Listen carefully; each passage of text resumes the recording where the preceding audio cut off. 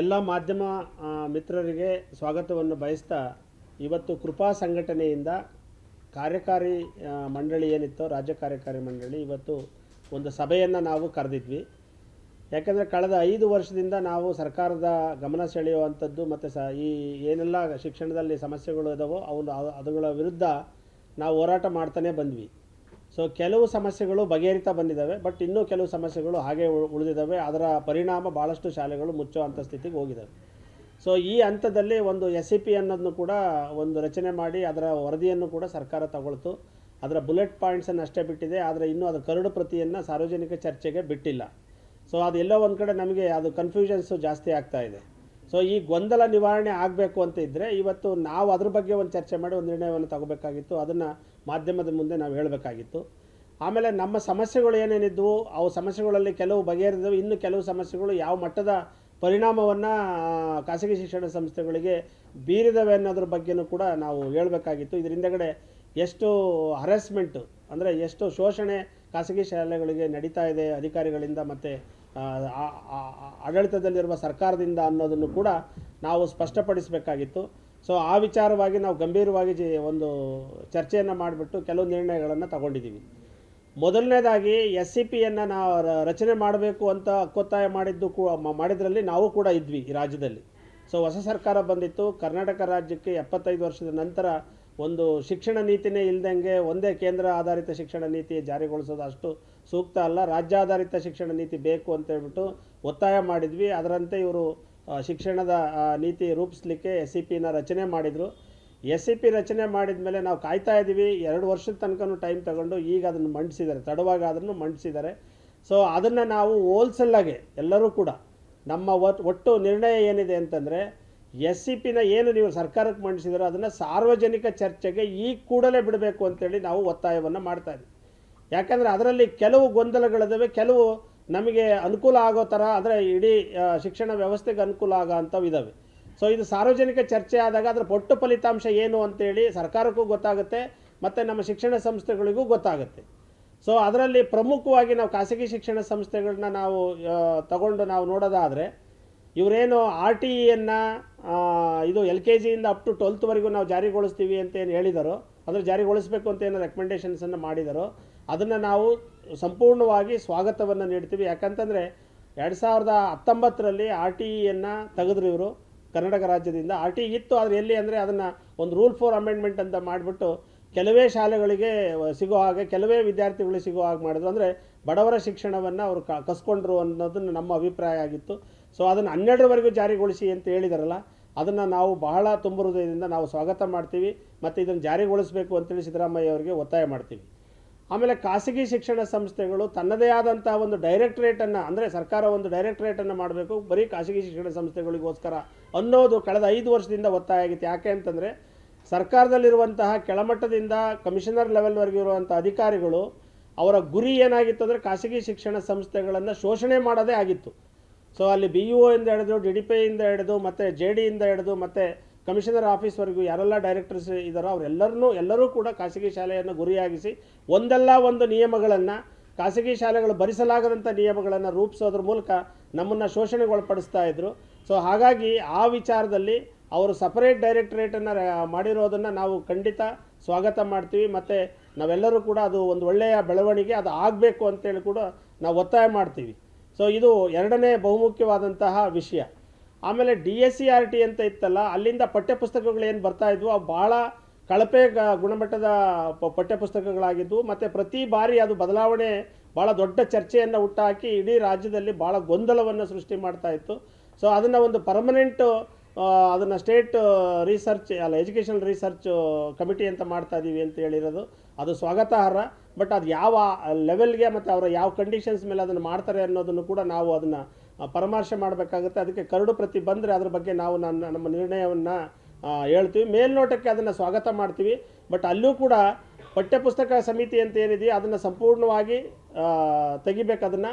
So ನೀವೇನು ಪಠ್ಯಪುಸ್ತಕ ಇದನ್ನು ಸಿಲೆಬಸ್ಸನ್ನು ಮಾಡ್ತೀರೋ ಅಥವಾ ಕಂಟೆಂಟನ್ನು ಮಾಡ್ತೀರೋ ಅದನ್ನು ನೀವು ಪಬ್ಲಿಕ್ಕಿಗೆ ಬಿಟ್ಟರೆ ಪ್ರೈವೇಟ್ನವ್ರು ಪ್ರಿಂಟ್ ಹಾಕಿ ಕೊಡ್ತಾರೆ ಅಥವಾ ಆಯಾ ಶಾಲೆಯವರು ಪ್ರಿಂಟ್ ಹಾಕಿ ಅವ್ರಿಗೆ ಒಳ್ಳೆ ಕ್ವಾಲಿಟಿ ಬುಕ್ಸನ್ನು ಅವ್ರು ಮಾಡ್ಕೊಳ್ಳೋದಕ್ಕೆ ಅವಕಾಶ ಮಾಡಬೇಕು. ಯಾಕೆ ಅಂತಂದರೆ ಇವರು ಪ್ರಿಂಟ್ ಹಾಕಿ ಕೊಡ್ತಾರೆ ಪುಸ್ತಕ, ಇದುವರೆಗೂ ಕೊಡ್ತಾರೆ ಪುಸ್ತಕ ಕ್ವಾಲಿಟಿ ಇರೋದಿಲ್ಲ, ಕಂಟೆಂಟ್ ಕ್ವಾಲಿಟಿ ಇರೋದಿಲ್ಲ, ಮತ್ತು ಪುಸ್ತಕದ ಕ್ವಾಲಿಟಿನೂ ಇರೋದಿಲ್ಲ. ಸೊ ಸರಿಯಾಗಿ ಮಾಹಿತಿನೂ ಅದರಲ್ಲಿ ಇರೋದಿಲ್ಲ. ಹಾಗಾಗಿ ನಾವು ಅದನ್ನು ಭಾಳ ಉಗ್ರವಾಗಿ ವಿರೋಧವನ್ನು ಮಾಡ್ತಾನೇ ಬರ್ತಾ ಇದ್ವಿ. ಈಗ ಅದರದ್ದು ಒಂದು ಒಳ್ಳೆಯ ಬೆಳವಣಿಗೆ ಅದರಲ್ಲಿ ನಮಗೆ ಸಿಕ್ಕಿದೆ. ಸೊ ಆಮೇಲೆ 2 ಮತ್ತು 8+4 ಅಂತ ಮಾಡಿದಾರಲ್ಲ, ಅದನ್ನು ಕೂಡ ನಾವು ಸ್ವಾಗತ ಮಾಡ್ತೀವಿ. ಮಕ್ಕಳ ಏಜ್ ಇತ್ತಲ್ಲ, ಅಡ್ಮಿಷನ್ಸ್ ಏಜನ್ನು, ಅದನ್ನು 3 ತಿಂಗಳು ರಿಲ್ಯಾಕ್ಸೇಷನ್ ಮಾಡಿರೋದನ್ನು ಕೂಡ ನಾವು ಅದನ್ನು ಸ್ವಾಗತ ಮಾಡ್ತೀವಿ. ಯಾಕೆ ಅಂತಂದರೆ ಈಗ 6 ವರ್ಷನೇ ಕಂಡೀಷನ್ನಾಗಿ ಆಗಿರಬೇಕು ಅಂತ ಇತ್ತಲ್ಲ. ಸೊ ಅದು ಎಂದು May 31 6 ವರ್ಷ ಆಗಿರಬೇಕು ಅಂತ ಇತ್ತಲ್ಲ. ಒಂದು ದಿವಸ ವ್ಯತ್ಯಾಸ ಆದರೂ ಮಗು ಅಡ್ಮಿಷನ್ಸಿಂದ ವಂಚಿತ ಆಗೋದು. ಸುಮಾರು 3 ಲಕ್ಷ 4 ಲಕ್ಷ ವಿದ್ಯಾರ್ಥಿಗಳಿಗೆ ಅನ್ಯಾಯ ಆಗೋದು. ಮತ್ತೆ 1 ವರ್ಷ ಕಾಯಬೇಕಾಗಿತ್ತು. ಅದನ್ನು 3 ತಿಂಗಳು ರಿಲ್ಯಾಕ್ಸೇಷನ್ ಮಾಡಿರೋದ್ರಿಂದ ಎಲ್ಲೋ ಒಂದು ಕಡೆ ಆ ಮಕ್ಕಳುಗಳಿಗೆ ಶಿಕ್ಷಣ ಸಿಗೋದಕ್ಕೆ ಒಂದು ಖಾತ್ರಿ ಆಗುತ್ತೆ ಅಂತ ಹೇಳಿ. ಸೊ ಇನ್ನೊಂದು ವಿಷಯನ, ಇದು SCPನ ವಿಚಾರನ ಇಟ್ಕೊಂಡಂತೆ ಇನ್ನೊಂದು ವಿಷಯ ಈಗ ಇಡೀ ರಾಜ್ಯದಲ್ಲಿ ನಡೀತಾ ಇತ್ತು. ಅದೇನು ಅಂತಂದರೆ, ಪ್ರತಿ ವರ್ಷ ಪ್ರಾರಂಭದಲ್ಲಿ ರಾಜ್ಯದ ಇಂತಿಷ್ಟು ಶಾಲೆಗಳು ಅನಧಿಕೃತ ಶಾಲೆಗಳು ಅಂತೇಳಿ ಪಟ್ಟಿ ಮಾಡ್ತಾರೆ ಇವರು. ಅಂದರೆ ಶಾಲಾ ಹೆಸರುಗಳನ್ನು ಇವರು ಅನೌನ್ಸ್ಮೆಂಟ್ ಮಾಡೋದಿಲ್ಲ, ನಂಬರನ್ನು ಅನೌನ್ಸ್ ಮಾಡ್ತಾರೆ. ಮತ್ತು ಆಯಾ ಡಿಸ್ಟಿಕ್ಕಿನ DDPIಗಳು ಆ ಶಾಲೆಗಳಿಗೆ ಸೀಕ್ರೆಟಾಗಿ ವಿಸಿಟನ್ನು ಮಾಡಿಬಿಟ್ಟು ಅವ್ರ ಜೊತೆಗೆ ವ್ಯವಹಾರವನ್ನು ಕುದುರಿಸುವಂಥದ್ದು, ನಾನು ಓಪನ್ನಾಗಿ ಆರೋಪ ಮಾಡ್ತಾ ಇದ್ದೀನಿ, ವ್ಯವಹಾರವನ್ನು ಕುದುರಿಸುವಂಥ ಕೆಲಸ ಹವ್ಯಾತವಾಗಿ ಲಾಸ್ಟ್ ಇಯರಿಂದ ಈ ರಾಜ್ಯದಲ್ಲಿ ನಡೀತಾ ಇದೆ. ಸೊ ಅವರ ಕಿರುಕುಳಕ್ಕೆ ಒಂದಿಷ್ಟು ಶಾಲೆಗಳು ಮುಸ್ತವೆ, ಇನ್ನು ಉಳಿದಂಥ ಶಾಲೆಗಳು ಹೇಗೋ ನೆಗೋಷಿಯೇಟ್ ಮಾಡ್ಕೊಂಡು ಕಂಟಿನ್ಯೂ ಆಗ್ತದೆ. ಅದು ನಿಮಗೆ ನೇರವಾಗಿ ಗೊತ್ತಿದೆ. ಕಳೆದ ವರ್ಷ 1,500 ಅಂತ ಇತ್ತು, ಲಾಸ್ಟ್ ಏಪ್ರಿಲ್ ಮೇನಲ್ಲಿ 500ಕ್ಕೆ ಬಂತದು. ಸೊ ಈಗ ಮತ್ತೆ ತಿರುಗಿ 900 ಚಿಲ್ಲರ ಅಂತ ಹೇಳ್ತಿದ್ದಾರೆ. ಸೊ ಈ ವರ್ಷ ರಿನಿವಲ್ ಆಫ್ ರೆಕಗ್ನಿಷನ್ ಬಿಟ್ಟ ಮೇಲೆ ಮತ್ತೆ 5-6 ಸಾವಿರ ಸ್ಕೂಲ್ಗಳಿಗೆ ಅದು ಜಂಪ್ ಆಗ್ಬೋದು ಅಂತೇಳಿ ನಾವು ಭಾವಿಸ್ತಾ ಇದ್ದೀವಿ. ಇದೆಲ್ಲೋ ಒಂದು ಕಡೆ ಅಧಿಕಾರಿಗಳಿಗೆ ಅನುಕೂಲ ಮಾಡಿಕೊಡುವಂತಹ ಒಂದು ಯೋಜನೆ ಅಂತೇಳಿ ನಾನು ಭಾವಿಸ್ತೀನಿ ಇದನ್ನು. ಸೊ ಈ ನಿಟ್ಟಿನಲ್ಲಿ ಸರ್ಕಾರ ಈ ಕೂಡಲೇ ಮಧ್ಯಪ್ರವೇಶ ಮಾಡಿಬಿಟ್ಟು ಆ ರೀತಿ ಅನಧಿಕೃತ ಅಂತ ಗೊತ್ತಾದರೆ ಅದರ ಹೆಸರುಗಳನ್ನು ಅನೌನ್ಸ್ಮೆಂಟ್ ಮಾಡಲಿ, ಪಬ್ಲಿಕ್ಕಿಗೆ ಗೊತ್ತಾಗಲಿ. ಯಾಕಂದರೆ ಪೋಷಕರು ಕೂಡ ನಮ್ಮನ್ನು ಅನುಮಾನ ದೃಷ್ಟಿಯಲ್ಲಿ ನೋಡ್ತಾರೆ. ಸೊ ಅದು ಹೆಸರುಗಳನ್ನು ಅನೌನ್ಸ್ ಮಾಡಲಿ ಅಂತೇಳಿ ನಾವು ಓಪನ್ನಾಗಿ ಸರ್ಕಾರಕ್ಕೆ ಇದು ಚಾಲೆಂಜ್ ಆದರೂ ಅಂದ್ಕೊಳ್ಳಿ, ಅಥವಾ ನಮ್ಮ ಒತ್ತಾಯ ಅಂತನಾದರೂ ಅಂದ್ಕೊಳ್ಳಿ, ಅಥವಾ ಅನಿಸಿಕೆ ಅಂತನಾದರೂ ಅಂದ್ಕೊಳ್ಳಿ, ಇದನ್ನು ತಕ್ಷಣವೇ ಜಾರಿಗೊಳಿಸಬೇಕು. ಅವ್ರ ಹೆಸರುಗಳನ್ನು ಅನೌನ್ಸ್ ಮಾಡಬೇಕು. The public will come to know ಅದು ಯಾವ ಹೆಸರುಗಳು ಅಂತ ಒಂದು. ಸೊ ಇದು ಭ್ರಷ್ಟಾಚಾರಕ್ಕೆ ದಾರಿ ಆಗುತ್ತೆ. ಇದು ಆಗಬಾರ್ದು ಅನ್ನೋದನ್ನ ನಾನು ಅದನ್ನು ಹೇಳೋದಕ್ಕೆ ಇಚ್ಛಿಸ್ತೀನಿ. ಸೊ ಇದು ಒಂದು ವಿಷಯ ಇವತ್ತು ನಾವು ಚರ್ಚೆಗೆ ಬಂದು ಅದನ್ನು ಪ್ರಮುಖವಾಗಿ ನಾವು ಅದನ್ನು ನಿರ್ಣಯವನ್ನು ತಗೊಂಡ್ವಿ. ಸೊ ಇಲ್ಲಿ ನಮ್ಮ ಒಟ್ಟಾರೆ ಇದೇನಿತ್ತು ಅಂತಂದರೆ ಭ್ರಷ್ಟಾಚಾರ ಮುಕ್ತವಾಗಿರಬೇಕಾಗಿತ್ತು. ಆಮೇಲೆ ಎರಡನೇದಾಗಿ ನಾವು ಏನು ಖಾಸಗಿ ಶಿಕ್ಷಣ ಸಂಸ್ಥೆಗಳು ನಮ್ಮ ಉದ್ದೇಶ ಇದೆಯಲ್ಲ, ಒಳ್ಳೆ ಶಿಕ್ಷಣವನ್ನು ನೀಡಬೇಕು, ಗುಣಾತ್ಮಕ ಶಿಕ್ಷಣವನ್ನು ನೀಡಬೇಕು, ಅದು ಕಡಿಮೆ ಫೀಸಸಲ್ಲಿ ನಾವು ಶಿಕ್ಷಣವನ್ನು ನೀಡಬೇಕು ಅಂತ ಏನು ಆಸೆಗಳನ್ನ ಇಟ್ಕೊಂಡು ಸುಮಾರು 50 ವರ್ಷದಿಂದ ಸಮಾಜಕ್ಕೆ ಸೇವೆಯನ್ನು ಮಾಡ್ಕೊಳ್ತಾ ಬರ್ತಾ ಇದ್ದೀವೋ, ಈ ಶಾಲೆಗಳ ಮೇಲೆ ಕಳೆದ 5 ವರ್ಷದಿಂದ ನಿರಂತರವಾಗಿ ದಾಳಿ ನಡೀತಾ ಇತ್ತು. ಅದರಲ್ಲಿ ರಿನಿವಲ್ ಆಫ್ ರೆಕಗ್ನಿಷನಲ್ಲಿ ನಡೀತಾ ಇತ್ತು, ಫೈರ್ ಸೇಫ್ಟಿ, ಬಿಲ್ಡಿಂಗ್ ಸೇಫ್ಟಿ ಮತ್ತು ಕನ್ವರ್ಷನ್ ಹೆಸರಿನಲ್ಲಿ ನಮ್ಮ ಮೇಲೆ ದಾಳಿ ನಡೀತಾ ಇತ್ತು. ಅದರಲ್ಲಿ ಒಂದಿಷ್ಟು ಮಾಡಿಫಿಕೇಷನ್ಸನ್ನು ಮಾಡಿದ್ದಾವೆ. ಸೊ ನಾವೇನು ಮಕ್ಕಳ ಸುರಕ್ಷತೆ ವಿಚಾರದಲ್ಲಿ ರಾಜಿ ಮಾಡ್ಕೊಳ್ತಾ ಇದ್ದೀವಿ ಅಂತ ಅಲ್ಲ. ಸೊ ಫೈರ್ ಸೇಫ್ಟಿನೂ ಸರ್ಟಿಫಿಕೇಟನ್ನು ಕೊಡೋದಕ್ಕೆ ನಾವು ಸಿದ್ಧ ಇದ್ದೀವಿ, ಬಿಲ್ಡಿಂಗ್ ಸೇಫ್ಟಿ ಸರ್ಟಿಫಿಕೇಟನ್ನು ಕೊಡೋಕ್ಕೆ ಸಿದ್ಧ ಇದ್ದೀವಿ, ಕನ್ವರ್ಷನ್ಸು ಕೂಡ ಕೊಡೋದಕ್ಕೆ ನಾವು ಸಿದ್ಧ ಇದ್ದೀವಿ. ಅದನ್ನೊಂದು ವೈಜ್ಞಾನಿಕವಾಗಿ ಕರಪ್ಷನ್ ಆಗದಂಗೆ ಅದನ್ನು ಸಿಂಗಲ್ ವಿಂಡೋ ಸಿಸ್ಟಮಲ್ಲಿ ನೀವು ಮಾಡಿ ಅನ್ನೋದೇ ನಮ್ಮ ಹಕ್ಕೊತ್ತಾಯ ಆಗಿತ್ತು. ನಿನ್ನೆ ನಮ್ಮ ಶಿಕ್ಷಣ ಮಂತ್ರಿಗಳು ಮತ್ತು ನಮ್ಮ ಇವರು ಈಶ್ವರ್ ಖಂಡ್ರೆ ಅವರ ನೇತೃತ್ವದಲ್ಲಿ ಒಂದು ಸಭೆಯನ್ನು ಮಾಡಿಬಿಟ್ಟು ನಮ್ಮೆಲ್ಲ ಏನು ರಿನಿವಲ್ ಆಫ್ ರೆಕಗ್ನಿಷನ್ಸಲ್ಲಿದ್ದು ನಮ್ಮ ಬೇಡಿಕೆಗಳಿದ್ವೋ ಅದನ್ನು ಭಾಳ ಚರ್ಚೆಯನ್ನು ಮಾಡಿಬಿಟ್ಟು ಅದನ್ನು ಒಪ್ಕೊಳ್ಳೋ ಅಂತಹ ಒಂದು ಪ್ರಯತ್ನವನ್ನು ನಮ್ಮ ಎಜುಕೇಷನ್ ಮಿನಿಸ್ಟ್ರು ಮಾಡಿದ್ದಾರೆ. ಅದಕ್ಕೆ ನಾವು ಅವ್ರಿಗೆ ಅಭಿನಂದಿಸ್ತೀವಿ. ಮತ್ತು ಈ ರೀತಿ ಆಲೋಚನೆಗಳು ಮುಂದುವರಿಲಿ, ಇದ್ರ ಮೇಲೆ ಒಂದಿಷ್ಟು ಬೆಳಕನ್ನು ಚೆಲ್ಲೋ ಅಂಥ ಕೆಲಸಗಳನ್ನು ಮತ್ತು ಅನುಕೂಲ ಆಗೋ ಅಂಥ ಕೆಲಸಗಳನ್ನು ನೀವು ಮಾಡಬೇಕು ಅಂತೇಳ್ಬಿಟ್ಟು ನಾವು ಒತ್ತಾಯಗಳನ್ನು ಮಾಡ್ತಾಯಿದ್ದೀವಿ ಇದ್ರ ಜೊತೆಗೆ. ಆಮೇಲೆ ಸಪರೇಟು ಡೈರೆಕ್ಟ್ರೇಟು ನಾನು ಈಗಾಗಲೇ ಹೇಳಿದೆ ಅನಿಸುತ್ತೆ, ಖಾಸಗಿ ಶಿಕ್ಷಣ ಸಂಸ್ಥೆಗಳಿಗೆ ಅವರ ಸಮಸ್ಯೆಗಳು ರಿನಿವಲ್ ಇರ್ಬೋದು ಅಥವಾ ಪರ್ಮಿಷನ್ಸನ್ನು ತಗೊಳ್ಳುವಂಥ ವಿಚಾರ ಇರ್ಬೋದು, ಅಂಥ ವಿಚಾರಗಳಲ್ಲಿ ಸಪ್ರೇಟ್ ಡೈರೆಕ್ಟ್ರೇಟ್ ಬೇಕು ಖಾಸಗಿ ಶಿಕ್ಷಣ ಸಂಸ್ಥೆಗೆ ಅಂತ. ಅದು ಯಾವ ರೀತಿ ಇರಬೇಕು ಅಂದರೆ, CBSE ಬೋರ್ಡಲ್ಲಿ ಒಂದು ಸಪ್ರೇಟ್ ಡೈರೆಕ್ಟ್ರೇಟ್ ಇದೆ, ಅಂದರೆ ಅಂಡರ್ ಸೆಕ್ರೆಟರಿ ಅಂತೇಳಿ ಒಂದು ಸಪ್ರೇಟ್ ಇದನ್ನು ಮಾಡಿದ್ದಾರೆ. ಅಲ್ಲಿ ಕೇವಲ 4-5 ಜನ ಕೆಲಸ ಮಾಡ್ತಾರೆ. ಸೊ ಎಲ್ಲ ಆನ್ಲೈನಲ್ಲಿ ಆಗುತ್ತೆ. ಅಪ್ಲಿಕೇಶನ್ಸನ್ನು ಹಾಕಿದರೆ ಅವ್ರು 3-4 ಜನ ಅವ್ರು ಎಲ್ಲಿದ್ದಾರೆ ಅಂತಲೂ ಗೊತ್ತಾಗಲ್ಲ. ಸೊ ಅವ್ರು ನಮಗೆ ರಿನಿವಲ್ಲು ಮತ್ತು ಪರ್ಮಿಷನ್ಸು ಎಲ್ಲ ಕೊಡ್ತಾರೆ.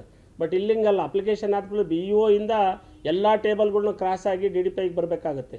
ಸೊ ಅದರಲ್ಲಿ ಒಂದಿಷ್ಟು ಬದಲಾವಣೆಗಳನ್ನು ಮಾಡಿದ್ರು. ಮೊದಲು ಸ್ಟೇಟ್ವರೆಗೂ ಇತ್ತು, ಅದನ್ನು DDPIಗೆ ಮಾಡಿದರು, ಅದು ನಾವು ಸ್ವಾಗತ ಮಾಡಿದ್ವಿ. ಬಟ್ ಈಗ ಇನ್ನೂ ಅಷ್ಟು ವೈಜ್ಞಾನಿಕರಣಗೊಳಿಸ್ಬಿಟ್ಟು ಅದನ್ನು ಸಪ್ರೇಟ್ ಮಾಡಬೇಕು ಅಂತ SCP ಹೇಳಿರೋದ್ರಿಂದ ಅದನ್ನು ನಾವು ಮುಕ್ತವಾಗಿ ಸ್ವಾಗತ ಮಾಡ್ತೀವಿ. ಮತ್ತು ಅದು ಭ್ರಷ್ಟಾಚಾರ ರಹಿತವಾಗಿ ಸಪ್ರೇಟಾಗಿ ಇರಬೇಕು, ಅದೊಂದು ಎಫಿಷಿಯೆಂಟ್ ಆಟೋನಮಸ್ ಬಾಡಿಯಾಗಿರಬೇಕು ಅಂತೇಳಿ ನಾವು ಹೇಳೋದಕ್ಕೆ ಇಚ್ಛಿಸ್ತೀವಿ. ಆಮೇಲೆ ಇವತ್ತು ಕೆಲವು ಮಾಧ್ಯಮಗಳಲ್ಲಿ ರಿಲೀಸ್ ಮಾಡಿದ್ದಾರೆ ಕನ್ವರ್ಷನ್, ಲ್ಯಾಂಡ್ ಕನ್ವರ್ಷನ್ ವಿಚಾರದಲ್ಲಿ, ಅಂದರೆ ಶಾಲಾ ಉದ್ದೇಶಕ್ಕೆ ಲ್ಯಾಂಡ್ ಕನ್ವರ್ಷನ್ ಆಗಿರಬೇಕು ಅನ್ನೋ ವಿಚಾರದಲ್ಲಿ ಇವತ್ತು ಪೇಪರ್ಗಳಲ್ಲಿ ಇದೆ. ಅದೇನು ಅಂದರೆ ಬಿ ಖಾತೆ ವಿಚಾರದಲ್ಲಿ ಹೇಳಿದ್ದಾರೆ. ನಿನ್ನೆ ಎಜುಕೇಷನ್ ಮಿನಿಸ್ಟರ್ ಜೊತೆಗೆ ನಮ್ಮ ಈಶ್ವರ್ ಖಂಡ್ರೆ ಜೊತೆ ಚರ್ಚೆ ಮಾಡುವಾಗ ಬಿ ಖಾತೆ ಇದ್ದರೆ ಅದು ಶೈಕ್ಷಣಿಕ ಉದ್ದೇಶಕ್ಕೆ ಲ್ಯಾಂಡು ಮುಡಿಪಾಗಿದ್ದರೆ ಅದನ್ನು ನಾವು ಅಕ್ಸೆಪ್ಟ್ ಮಾಡ್ತೀವಿ, ಲ್ಯಾಂಡ್ ಡಿ ಸಿ ಕನ್ವರ್ಷನ್ ಬೇಕಾಗಿಲ್ಲ ಅಂತೇಳಿ ನೆನ್ನೆ ಹೇಳಿದರು. ಬಟ್ ಇವತ್ತಿನ ಪೇಪರ್ನಲ್ಲಿ ಶಾಲಾ ಕಟ್ಟಡಗಳನ್ನು ಹೊರತುಪಡಿಸಿ ಅಂತ ಹೇಳ್ತಾ ಇದೆ. ನನ್ನ ಪ್ರಶ್ನೆ ಇಷ್ಟೇ, ಕಳೆದ ಸುಮಾರು 40-50 ವರ್ಷದಿಂದ ಶಿಕ್ಷಣ ಸಂಸ್ಥೆಗಳನ್ನ ಪ್ರಾರಂಭ ಮಾಡುವಾಗ ಇವರು ಕನ್ವರ್ಷನ್ಸನ್ನು ಕಂಪಲ್ಷನ್ ಮಾಡಿರಲಿಲ್ಲ. ಈಗ ಇದ್ದಕ್ಕಿದ್ದಂಗೆ ಕನ್ವರ್ಷನ್ಸನ್ನು ಇಟ್ಕೊಂಡು ಲಾಸ್ಟ್ ಇಯರಿಂದ ಶಾಲೆಗಳನ್ನು ಅನಧಿಕೃತ ಪಟ್ಟಿಗೆ ಸೇರಿಸ್ತಾ ಇದ್ದಾರೆ.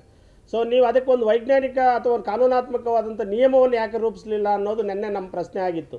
ಸೊ ಮೊನ್ನೆ ಈ ಒಂದು ವರ್ಷದಿಂದನೂ ನಾವು ಇದನ್ನು ಕೇಳ್ತಾ ಇದ್ವಿ.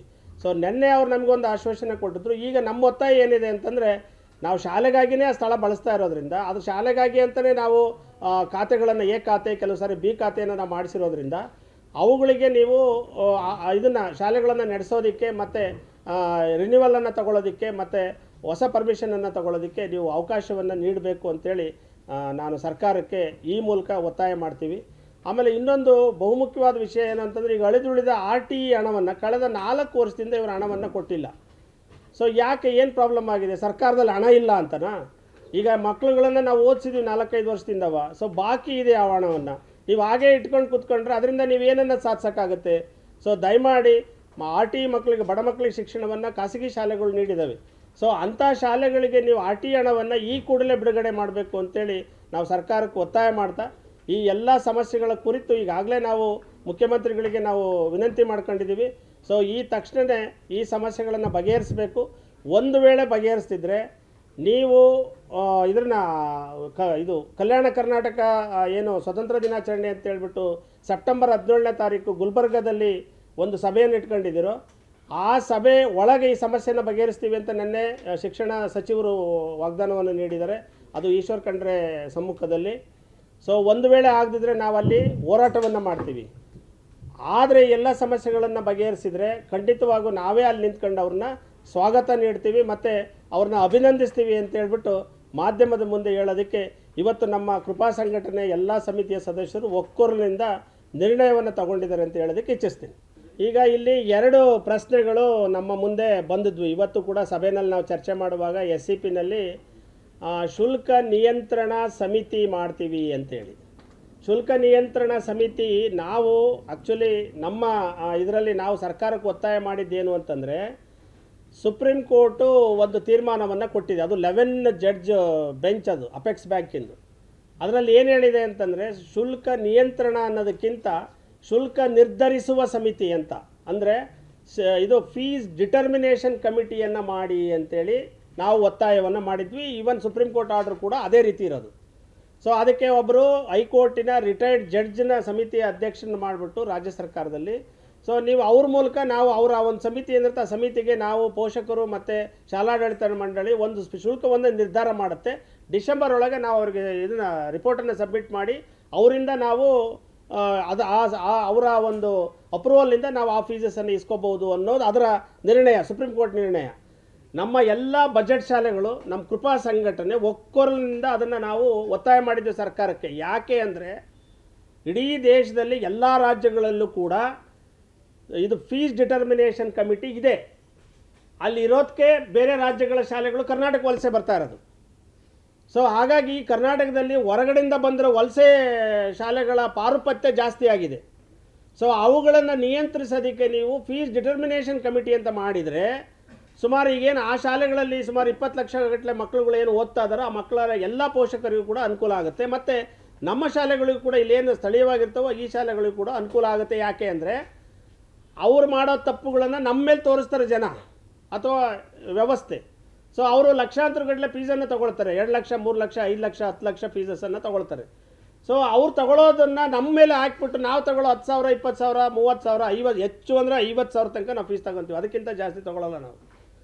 ಸೊ ಎಷ್ಟು ಖರ್ಚು ಬರುತ್ತೋ ಅಷ್ಟರಲ್ಲಿ ನಾವು ಮೇಂಟೈನ್ ಮಾಡುವಂಥ ಕೆಲಸಗಳನ್ನು ಬಜೆಟ್ ಶಾಲೆಗಳು ಇಡೀ ರಾಜ್ಯದಲ್ಲಿ ಮಾಡ್ತದೆ. ಇವತ್ತಲ್ಲ, 50 ವರ್ಷದಿಂದಲೂ ನಾವು ಮಾಡ್ಕೊಂಬರ್ತಾ ಇದ್ದೀವಿ. ಸೊ ಅಂಥ ಶಾಲೆಗಳನ್ನು ನಿಯಂತ್ರಿಸೋದಕ್ಕೆ ಇವರು ಫೀಸ್ ಡಿಟರ್ಮಿನೇಷನ್ ಕಮಿಟಿಯನ್ನು, ಅಂದರೆ ನಿಯಂತ್ರಣ ಅನ್ನೋದನ್ನು ಡಿಟರ್ಮಿನೇಷನ್ ಅಂತ ಮಾಡಿದರೆ ನಾವು SCPಯನ್ನು ಭಾಳ ಆತ್ಮೀಯವಾಗಿ ಮತ್ತು ವಿಶ್ವಾಸದಿಂದ ನಾವು ಸ್ವಾಗತ ನೀಡ್ತೀವಿ. ಇದು ಒಂದು ವಿಷಯ. ಆಮೇಲೆ ಎರಡನೇ ವಿಷಯ ಭಾಳ ಪ್ರಮುಖವಾದಂಥದ್ದು, ದ್ವಿಭಾಷಾ ನೀತಿ ಕನ್ಫ್ಯೂಷನ್ ಇದೆ ಅಂತ. ನಾವು ದ್ವಿಭಾಷಾ ನೀತಿಯನ್ನು ಖಂಡಿತವಾಗೂ ಸ್ವಾಗತ ಮಾಡ್ತೀವಿ. ಯಾಕೆ ಅಂದರೆ ನೀವು CBSEನೇ ತಗೊಂಡ್ರು ಕೂಡ ಅಲ್ಲಿಯೂ ಕೂಡ ದ್ವಿಭಾಷಾ ನೀತಿನೇ ಇರೋದು. ಹೇಳ್ಬಿಡ್ತೀನಿ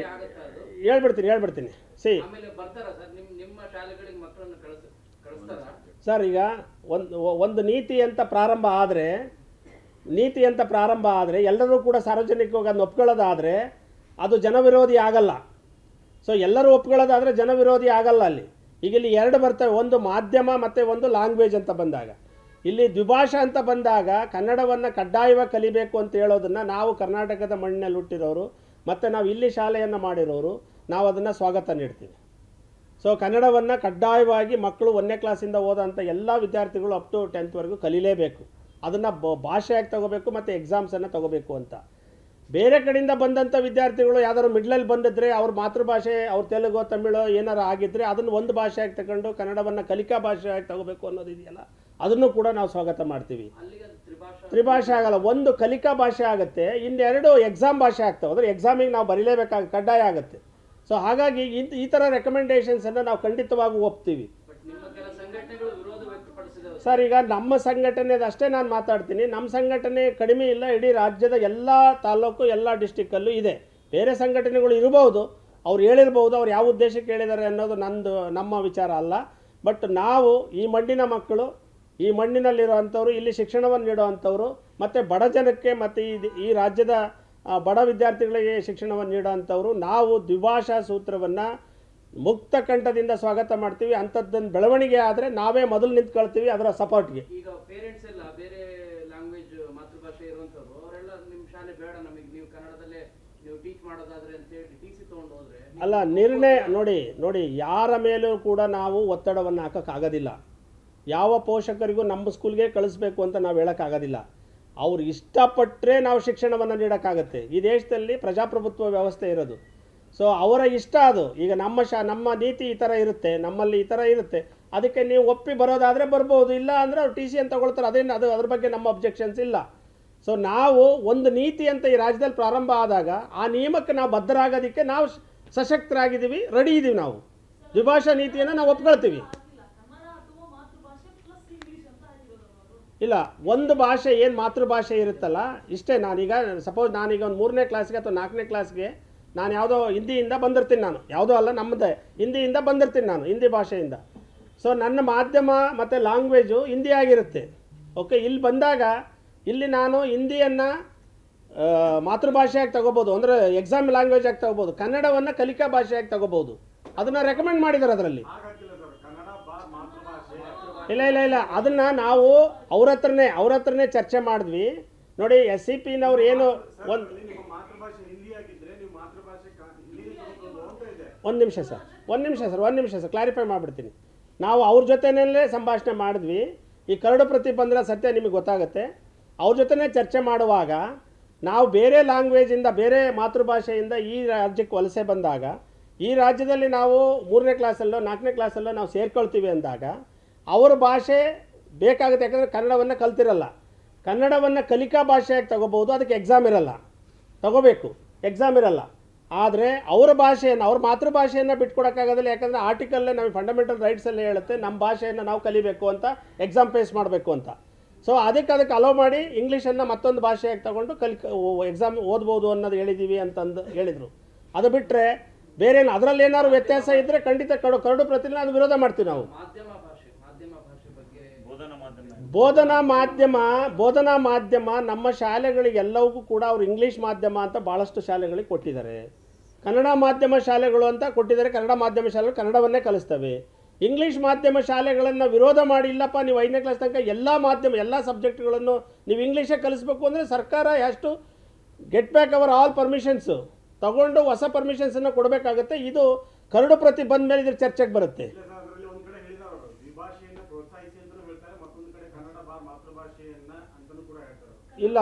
ಇಲ್ಲ ಈಗ ನೋಡಿ, ದ್ವಿಭಾಷಾ ಅನ್ನೋದು ಲ್ಯಾಂಗ್ವೇಜ್ ಪಾಲಿಸಿಗೆ, ಲ್ಯಾಂಗ್ವೇಜ್ ಪಾಲಿಸಿ ಅಂದರೆ ಭಾಷಾ ಇದು ಲ್ಯಾಂಗ್ವೇಜ್ ಇದೆಯಲ್ಲ, ಆ ಸಬ್ಜೆಕ್ಟ್ ಇದೆಯಲ್ಲ ಅದಕ್ಕೆ ಮಾತ್ರ. ಸೊ ಅಲ್ಲಿ ಎರಡೇ ಸಬ್ಜೆಕ್ಟನ್ನು ಓದಬೇಕು ಅಂತ. ನಮಗೆ ಇಲ್ಲೊಂದು ಕ್ವಶನ್ನು ಇತ್ತು ಪ್ರತಿ ಸಾರಿ, ಸೆಂಟ್ರಲ್ ಗೌರ್ಮೆಂಟಿಂದ 5 ಸಬ್ಜೆಕ್ಟ್ ಓದ್ತಾರೆ ಮಕ್ಕಳು, ಕರ್ನಾಟಕದಲ್ಲಿರೋ ಮಕ್ಕಳಿಗೆ ಯಾಕೆ 6 ಸಬ್ಜೆಕ್ಟನ್ನು ಹಾಕ್ತೀರಾ? ಸ್ಟೇಟ್ ಸಿಲೆಬಸ್ ಓದೋರಿಗೆ, CBSE ಓದೋರಿಗೆ, ICSE ಓದೋರಿಗೆ 5 ಸಬ್ಜೆಕ್ಟ್ ಹಾಕ್ತೀರಾ. ಆದರೆ ಇಲ್ಲಿರೋ ಸ್ಟೇಟ್ ಸಿಲೆಬಸ್ ಮಕ್ಕಳಿಗೆ ಯಾಕೆ 6ನೇ ಸಬ್ಜೆಕ್ಟು ಅಂತೇಳಿ ನಾವು ಪ್ರಶ್ನೆಯನ್ನು ಮಾಡ್ತಾಯಿದ್ವಿ. ಅವರೀಗ 2 ಲ್ಯಾಂಗ್ವೇಜಸನ್ನು ಇಟ್ಕೊಳ್ಳಿ, ಒಂದು ಕಲಿಕಾ ಭಾಷೆಯನ್ನಾಗಿ ಇಟ್ಕೊಳ್ಳಿ, ಅದಕ್ಕೆ ಎಕ್ಸಾಮ್ ಇರಲ್ಲ. ಇನ್ನು ಉಳಿದಂಥ 3 ಸಬ್ಜೆಕ್ಟು ಯೂನಿವರ್ಸಲ್ ಸಬ್ಜೆಕ್ಟು, ದಟ್ ಅದನ್ನು ಓದಲೇಬೇಕು ಅಂತ ಏನು ಹೇಳಿದಾರೋ ಅದನ್ನು ನಾವು ಸ್ವಾಗತ ಮಾಡ್ತೀವಿ, ಯಾಕಂದರೆ ಈಕ್ವಲ್ ಆಗುತ್ತೆ ಅಂತ.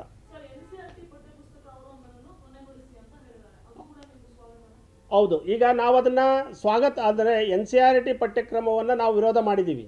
ಯಾಕೆ ವಿರೋಧ ಮಾಡಿದ್ದೀವಿ ಅಂತಂದರೆ, NCERT ಪಠ್ಯಕ್ರಮ ಕಳೆದ 2 ವರ್ಷದ ಇದ್ದಿನವರೆಗೂ ಖಂಡಿತವಾಗೂ ಇಡೀ ರಾಷ್ಟ್ರ ಮತ್ತು ರಾಜ್ಯ ಒಪ್ಪುವಂತಹ ಸಿಲೆಬಸ್ ಇತ್ತದು. 2007ರ NCF ಕರಿಕ್ಯುಲಮ್ ಆಧಾರದ ಮೇಲೆ ಅದು ಇತ್ತು. ಬಟ್ ಕಳೆದ 2 ವರ್ಷದಿಂದ ಅದರಲ್ಲಿ ಪಠ್ಯ ಏನಿದಾವೋ ಅವು ಸಂಪೂರ್ಣವಾಗಿ ಬದಲಾಗಿದ್ದಾವೆ.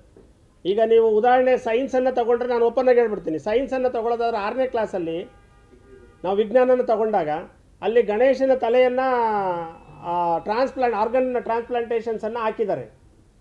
ಸೊ ಅದೇನಾಗುತ್ತೆ ಅಂತಂದರೆ, ನಮ್ಮ ಈಗೇನು ಸೈನ್ಸ್ ಇದೆಯೋ, basic science, universal accepted science, ಆವಾಗ ಮಕ್ಕಳು ಯೂನಿವರ್ಸಲ್ ಕಾಂಪಿಟೇಷನ್ಗೆ ಎಲ್ಲೋ ಒಂದು ಕಡೆ ಅಡೆತಡೆ ಆಗುತ್ತೇನೋ ಅಂತ ಒಂದು. ಆಮೇಲೆ ಎರಡನೇದಾಗಿ ಮ್ಯಾಥ್ಸಲ್ಲೂ ಕೂಡ ಸಾಕಷ್ಟು ಬದಲಾವಣೆಗಳನ್ನು ಮಾಡಿದ್ದಾರೆ. ಸೊ ಇದೇನಾಗುತ್ತೆ ಅಂತಂದರೆ, ವರ್ಲ್ಡ್ ಕಾಂಪಿಟೇಷನ್ಗೆ ನಾವೆಲ್ಲೋ ಒಂದು ಕಡೆ ಹಿಂದಕ್ಕೆ ಸರಿತೀವಿ ಅಂತ. ಇರಲಿ, ಬಟ್ ಅದನ್ನ ರಿಸರ್ಚ್ ಆ್ಯಂಗಲಲ್ಲಿ ಇರಲಿ, ಒಂದು ಪ್ರಾಜೆಕ್ಟ್ ಆ್ಯಂಗಲಲ್ಲಿ ಇರಬಾರ್ದು ಅಂತ ನಾವೇನು ಹೇಳಲ್ಲ.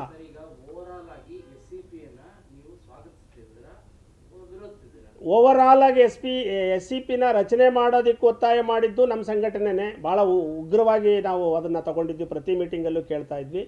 ಮತ್ತು ಇವತ್ತು SCP ರಿಪೋರ್ಟನ್ನು ಸಬ್ಮಿಟನ್ನು ಮಾಡಿದೆ, ಅದನ್ನು ಕರಡು ಪ್ರತಿನ ಚರ್ಚೆಗಿಡಿ ಅಂತಲೂ ನಾವು ಸ್ಪಷ್ಟವಾಗಿ ಕೇಳ್ತಾ ಇದ್ವಿ.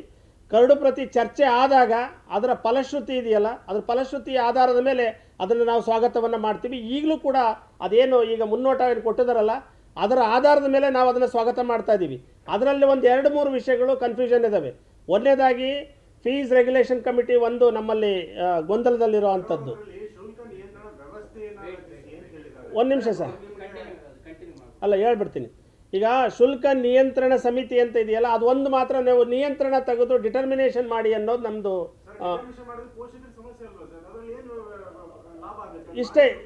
ಇಷ್ಟೇ ಹೇಳ್ಬಿಡ್ತೀನಿ. ಡಿಟರ್ಮಿನೇಷನ್ ಕಮಿಟಿ ED 31 ಪ್ರಕಾರ, ಒಂದು ನಿಮಿಷ, ED 31 ಪ್ರಕಾರ 2017 ED 31 ಪ್ರಕಾರ ರಾಜ್ಯ ನೀತಿನೇ ಅದು. ಸೊ ED 31 ಪ್ರಕಾರ ಏನು ಹೇಳ್ತಾರೆ ಅವರು ಅಂತಂದರೆ, ನೀವು ಪೋಷಕರು ಮತ್ತು ಮ್ಯಾನೇಜ್ಮೆಂಟ್ ಸಮಿತಿ ಅಂತ ಏನಿರುತ್ತಲ್ಲ, ಆ ಸಮಿತಿ ನಿರ್ಧರಿಸಿದ ಫೀಸಸ್ಸನ್ನು ಕೊಡಬೇಕು ಅಂತ. ಈಗ ಇಲ್ಲಿ ಪೋಷಕರು ಅಂತ ವಿರೋಧ ಬರಲ್ವಲ್ಲ, ಪೋಷಕರೇ ಅಲ್ಲಿ ಇನ್ವಾಲ್ವ್ ಆಗಿರ್ತಾರಲ್ಲ. ಸೊ ಇವತ್ತು ಕೂಡ ಇದೆ ಅದು SMC. ಸೊ ಅದನ್ನು ನಾವು ಅದರದ್ದು ನಿರ್ಧರಿಸಿದ ಫೀಸಸ್ಸನ್ನು ಅವ್ರು ಅನೌನ್ಸ್ ಮಾಡೋದ್ರಿಂದ ಆ ಶಾಲೆಯ ಖರ್ಚು ವೆಚ್ಚಗಳ ಆಧಾರದ ಮೇಲೆ ಫೀಸ್ ಡಿಸೈಡ್ ಆಗುತ್ತೆ. ನಿಯಂತ್ರಣ ಸಮಿತಿ ಅಂತಂದರೆ ಸರ್ಕಾರನೇ ರೆಕಮೆಂಡ್ ಮಾಡುತ್ತೆ, ಈ ಜಿಲ್ಲೆಯಲ್ಲಿ ನೀವು ಇಷ್ಟು ಫೀಸ್ ತೊಗೋಬೇಕು ಅಂದಾಗ ಏನಾಗುತ್ತೆ, ಸೊ ಕೆಲವು ಶಾಲೆಗಳಿಗೆ ಭಾಳಷ್ಟು ಸಮಸ್ಯೆಗಳು ಸೃಷ್ಟಿಯಾಗ್ತವೆ. ಇದು ವಿಷಯ. ಮತ್ತು ಇನ್ಯಾವರ ಪ್ರಶ್ನೆಗಳು?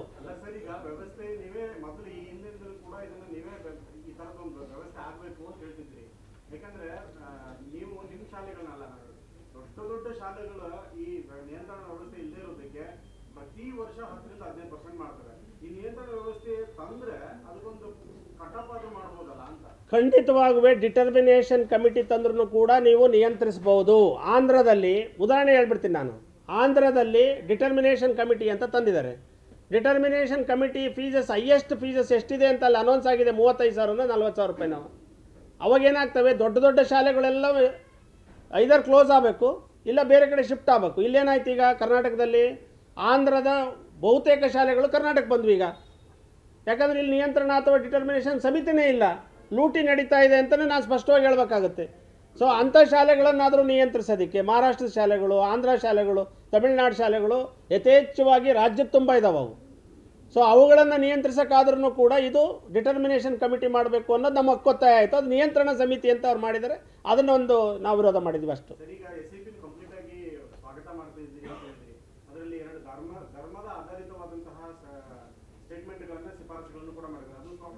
ಖಂಡಿತ ಇಲ್ಲ.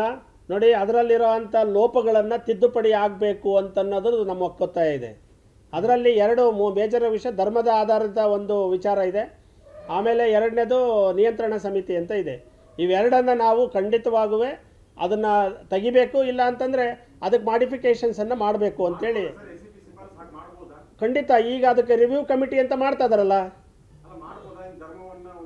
ಇಲ್ಲ ಖಂಡಿತ ನಾನು ಅದನ್ನು ವಿರೋಧ ಮಾಡ್ತೀವಿ. ನಾವು ಸಾರ್ವಜನಿಕವಾಗಿ ನಾವು ಶಿಕ್ಷಣ ನೀಡೋರು ಅಂಥವನ್ನೆಲ್ಲ ನಾವು ಎಂಕರೇಜಸನ್ನು ನಾವು ಮಾಡಲ್ಲ. ಅವರು ಕರಡು ಪ್ರತಿಯನ್ನು ಸಾರ್ವಜನಿಕವಾಗಿ ಇಟ್ಟಾಗ ಅದ್ರ ಖಂಡಿತ ನಾವು ಚರ್ಚೆಗೆ ಬರ್ತೀವಿ.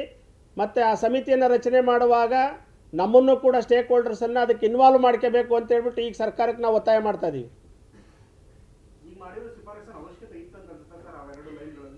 ಖಂಡಿತವಾಗೂ ಇರಲಿಲ್ಲ.